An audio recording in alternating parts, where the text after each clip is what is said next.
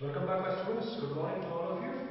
My students from class 9, today we will be doing the chapter Our Constitution, talking about history and civics. Now, what is the Constitution? First and foremost, the Constitution of India is a set of rules and guidelines, a kind of framework depending upon which a country can be run, a set of laws which actually frames the very bottom line, very platform for a country to be governed. The Constitution of India came into force in 26th of January 1950, and there was a drafting committee, meaning a committee that has to take care of all the laws, and of course the most of the guidelines of the Constitution was borrowed. Indian Constitution is constituted of the good points of several constitutions from all over the world. There was a drafting committee, chairman of which was Dr. B.R. Ambedkar, and the Constituent Assembly was formed, which had to take care of the framework of the entire Constitution, and the permanent president of that Constituent Assembly was Dr. Rajendra Prasad, who was also the first president of India. So what is the Constitution? The Constitution is a framework of fundamental principles within which a system of government has to be run. Now, India is a democratic country. India is the largest democracy. What do you mean by democracy? A country that is made by people, country made for the people, country which is of the people, and country in which the vested powers is totally bestowed upon the people. People will elect the government. It's not a monarchy like England. Alright? So it's the parliamentary system of government. So, framing of our constitution.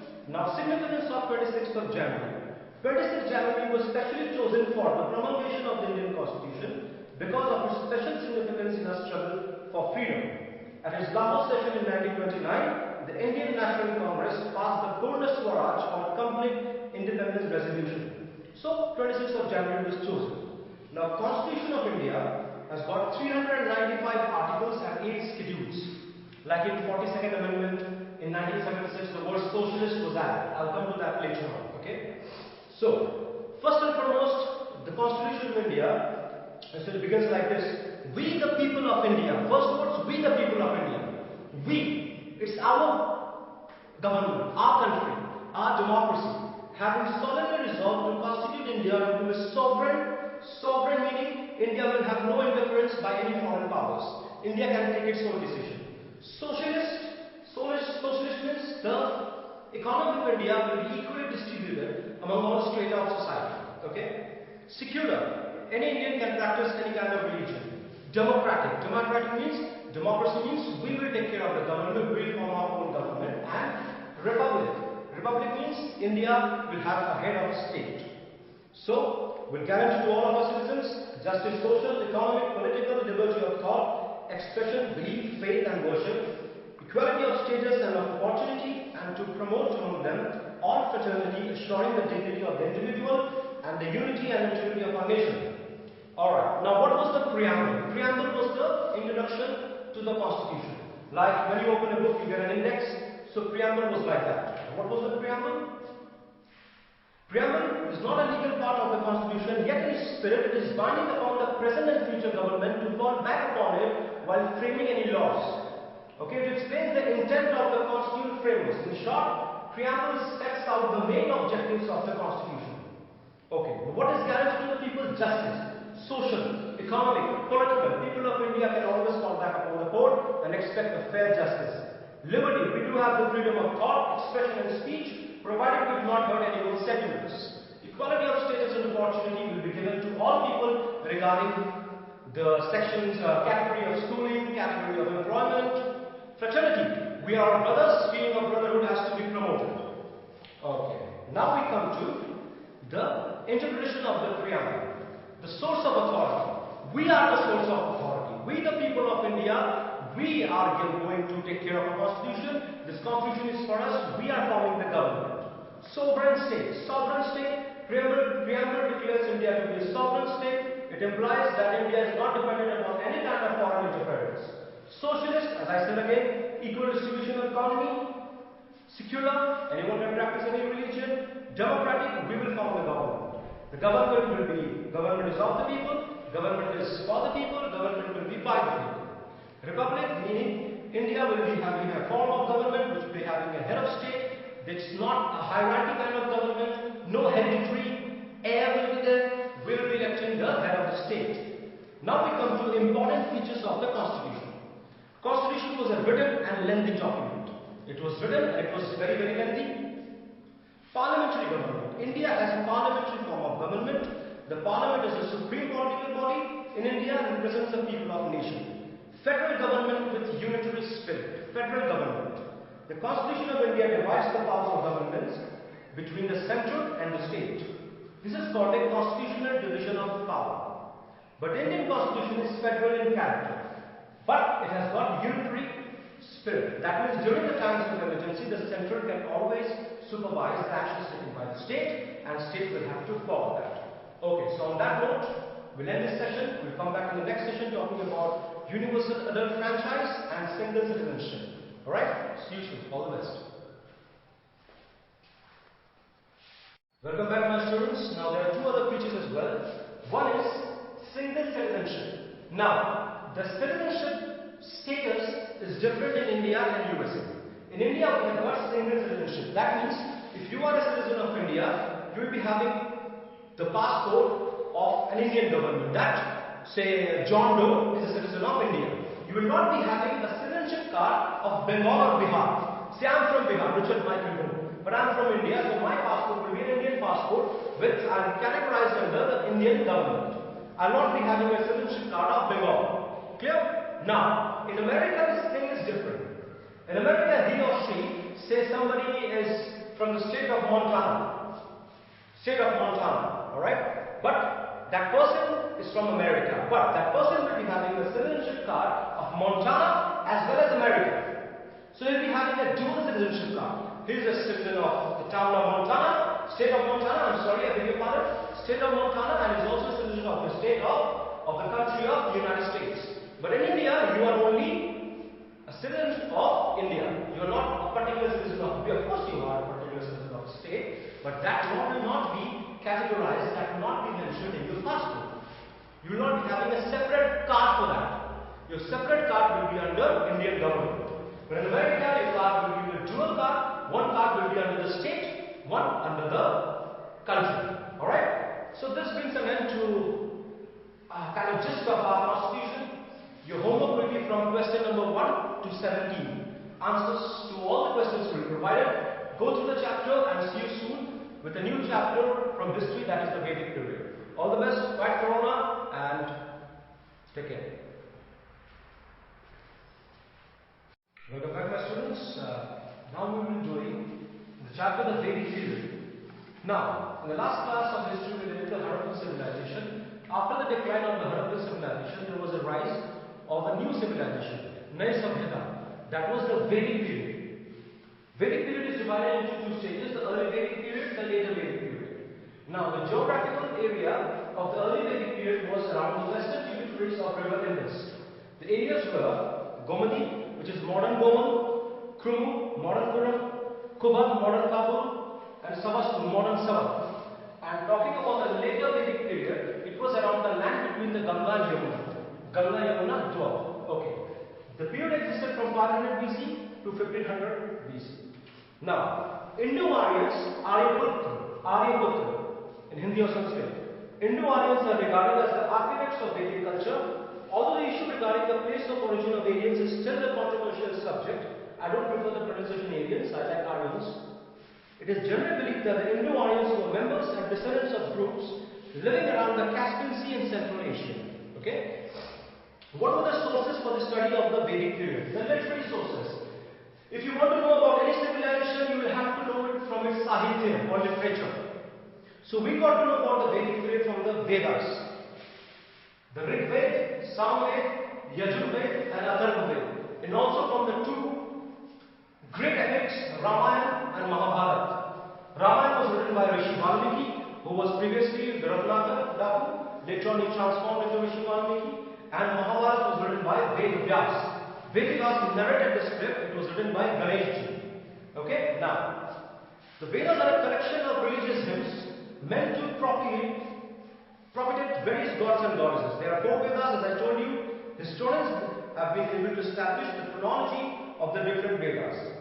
Vedic literature is broadly divided into 2 categories, early and later. Early Vedic literature was from 1500 to 1000 BC. It has Rig Veda is the oldest religious script.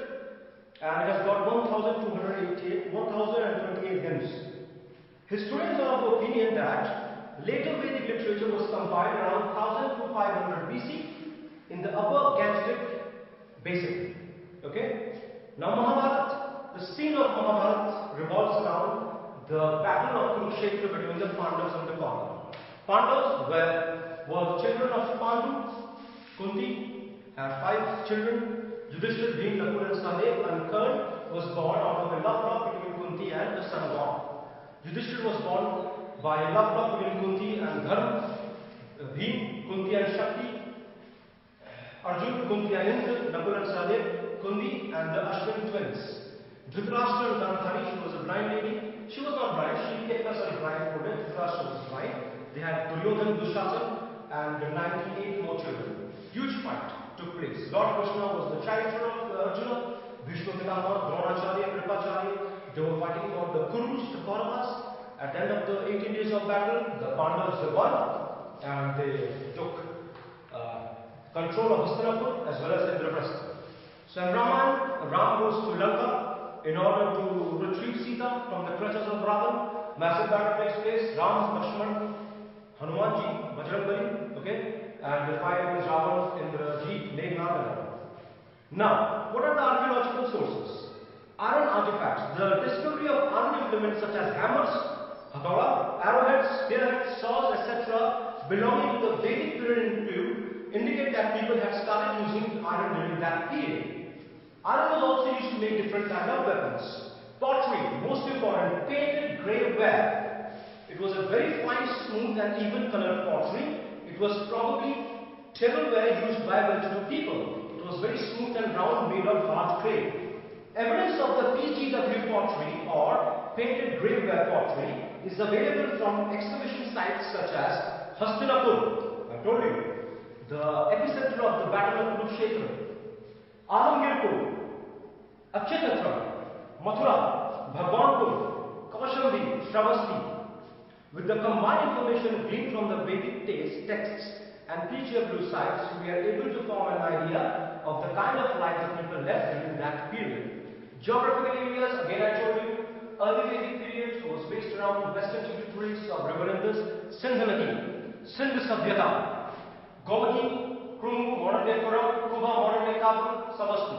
And later Vedic period was between the land between the rivers Ganga, Yamuna, Dwar.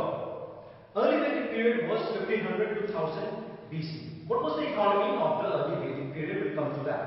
The mainstay of the early Vedic period was pastoralism. What is pastoralism? Pastoralism means taking care of the cattle, the domestic animals. They did not have any kind of money exchange during that period. People were categorized as being rich or poor depending upon the amount of cattle they owned. The chief or king was referred to as the Gopati because cow was very important. It still is, I guess. The word for battle was Gaveshti, which means the cattle raid, a battle for the cattle. Furthermore, cattle formed an important item of gift, dan, made to the priests and have formed a part of the voluntary tribute known as Bali. Bali was known as a voluntary tribute or sacrifice, which was given to the Brahmins. Okay? I'm wiping your face, it's very hot. Okay.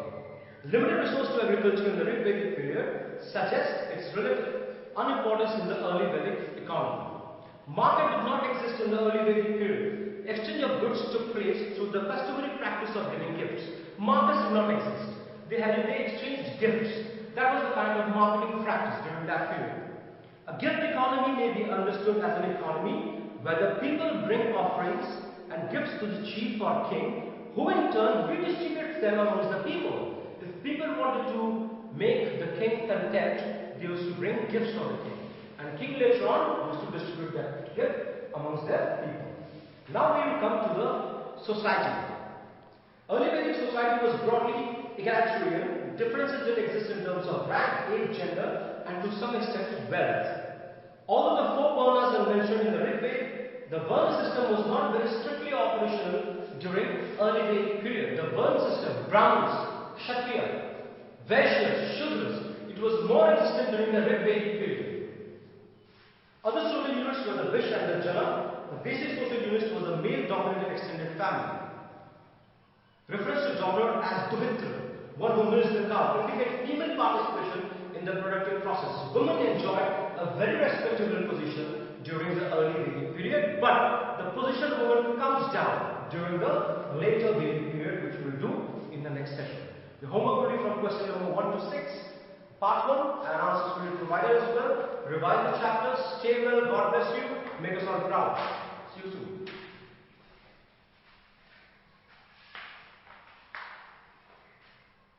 Okay, so economy from the early Vedic period to later Vedic period shifted from pastoralism, that is domestication of cattle, towards agriculture.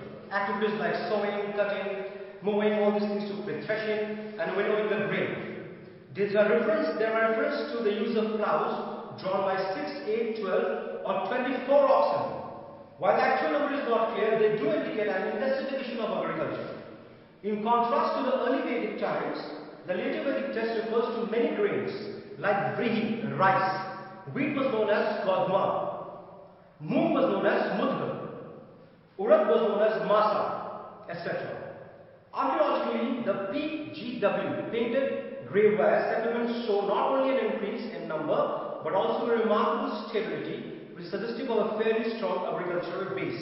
There was also manufacturers of jewelry, manufacturers of weapons, talking about the iron, because Iron Age was in its predominant form during the later Vedic period, and people really made use of it. Iron, the discovery of iron totally changed the dimension of the later Vedic period.